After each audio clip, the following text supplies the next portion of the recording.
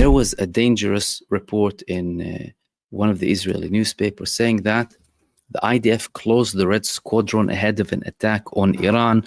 They're calling it drama in the Air Force. The 115th Squadron of the Air Force simulated enemy aircraft to improve the pilot's abilities. So what is this squadron exactly? We'll give you all of the details here. The squadron was closed and the aircraft and crews were transferred to operational squadrons. A force source said, "We are making adjustments in light of the changes in combat arenas." Now, this squadron was supposed to train and have simulations over all of the Israeli attacks in the region, in Gaza, in Lebanon, Syria, Yemen, and also in Iran. Now, closing it, having everyone who participated in this squadron to go to the Israeli Air Force means one major thing is about to happen. Or could it mean something else?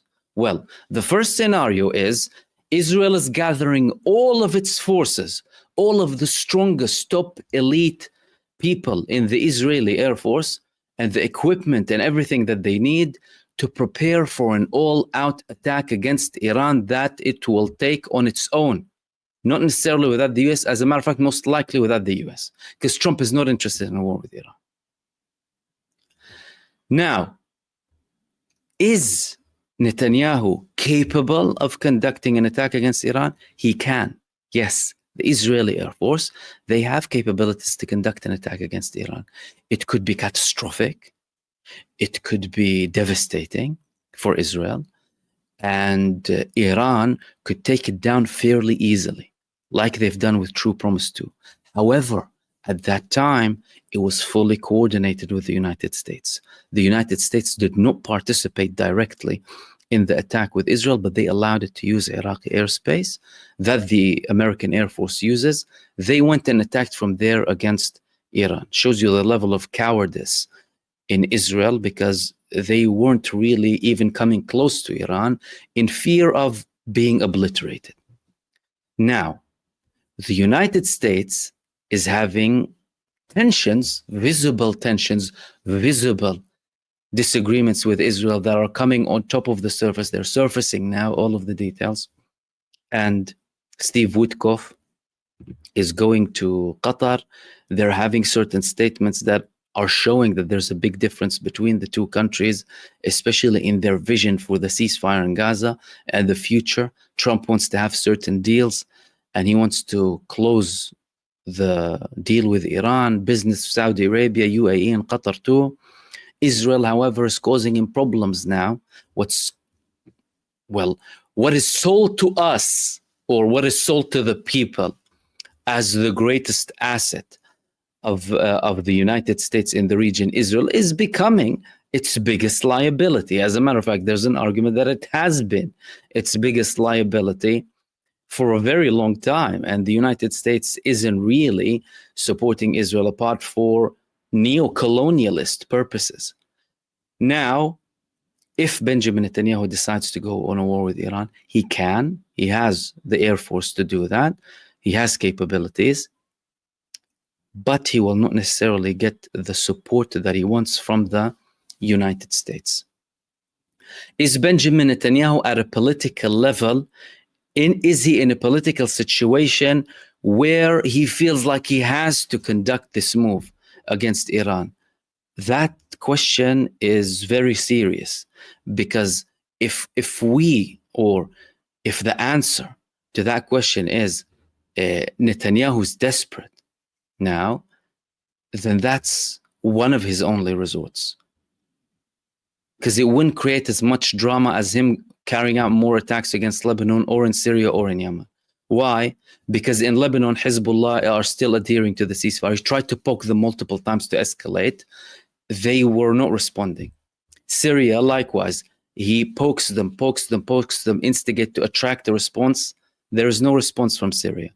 In Yemen, well, they're thousands of miles away anyway, and their attacks are not dependent on Israeli borders. So there's so much drama he can have. Plus, it takes so much effort from Israel and so much money spent to go for 2,000 kilometers over Yemen, conduct attacks and go back. Theatrical attacks. Cement and oil and whatever, something that causes fire and releases a lot of smoke and ashes. Typical garbage that Israel does, apart from massacring people and innocent civilians. Now, that is the first option. He can go there, he can escalate, but he might face a lot of trouble. He might face a lot of trouble because from an Iranian perspective, that would be the final straw. That would unleash the wrath against this genocidal, child-murdering entity once and for all from an Iranian perspective. Or they could have a limited operation that will be very, very intense against Israel. Two options of response from Iran. Now, if Benjamin Netanyahu doesn't go on this operation, he needs to have certain sacrifices internally. He needs to have some sort of an agreement, a ceasefire, where he will not confirm that he will end the war, but he's going to do it for the sake of the US and try and protect his coalition at the same time. That's assuming that this report means that Israel wants to attack Iran, definitely. Because there is prospect. Israel has attacked Iran before. Iran has attacked Israel. All of that just happened in the past year. There's another probability here. Well, the other probability is the Israeli Air Force is in absolute crisis mode. They have reduced the airstrikes in Gaza. They're carrying out more missile, or for the first time in history, actually, missile strikes against Gaza. The letter of the Israeli pilots refusing to serve spread like wildfire. More and more people started to sign. People outright calling for rejection. Israel having an operation, a desperate operation against the Haredi community to force them to go into the genocide terror army, because all of them are either killed or lost a limb or having PTSD, tens of thousands. And there are many who don't want to fight. That could be another meaning. Why? Well, because the people in the Air Force serving now and the reservists are causing us a lot of problems. People for the first time talking about ethical reasons, even in a letter that they sent to the air commander in Israel. The air commander now has to approve every operation that Israel conducts in Gaza. And those pilots who conduct the operations, they go on social media afterwards as well to verify. I mean, to check how many children they killed, basically. But, of course, they receive targets. If they target and then they find out that this target wasn't as described, they will raise it with the commander. So it's becoming very problematic. And, of course, they're seeing all of the tensions, all of the neglect, the fact that many of the Israeli prisoners of war are killed in Gaza, and the fact that they could be killing more Israeli prisoners of war inside of the Gaza Strip. That could be the second meaning. However, what's for sure is Benjamin Netanyahu has two options in front of him now.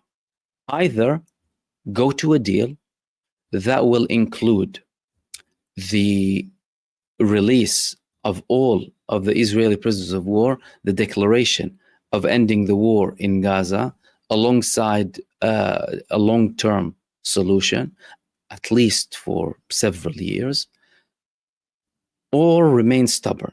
Netanyahu is trying to find the middle way, having a temporary deal, pleasing his government, and trying to please the United States administration too. However, there's a problem with that. He thinks he can get away with it. He has people who are arrogant enough to think that they can dictate everything that they want in his government. The problem is the United States appears to be past that stage. That's why people in Israel who are supportive of Netanyahu are calling this a malicious attempt from Steve Witkoff. Many warmongers are unhappy about Steve Witkoff pushing for this proposal about Trump, and the United States is only looking for an all-out deal now, not any temporary deals. Witkoff told them before, you're going to pay a heavier price. More talks from the administration about ending the war. Trump himself saying all of a sudden that our Gaza needs our help, as if you weren't supporting the same man who was butchering their children. However, the main thing is Netanyahu is going to find it difficult. Netanyahu is going to find it difficult. And one of the things that Benjamin Netanyahu used to do to get himself out of circumstances like this is create an even bigger war.